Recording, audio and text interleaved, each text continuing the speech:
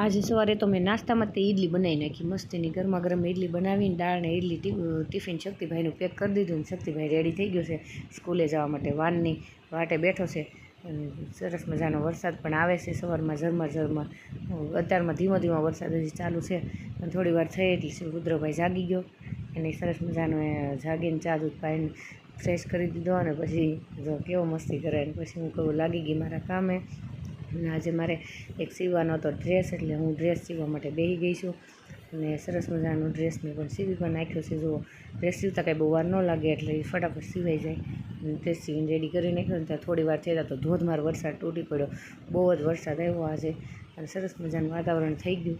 એમાં અમે દાળ અને ઇડલી ગરમા ગરમ ખાઈ પણ લીધું અને પછી સાંજ પડતા તો શક્તિભાઈ સ્કૂલેથી આવી ગયો હોય કે મમ્મી મારે ચણા મસાલી ખાવી એટલે સરસ મજાની ચણા મસાલી બનાવી દીધી.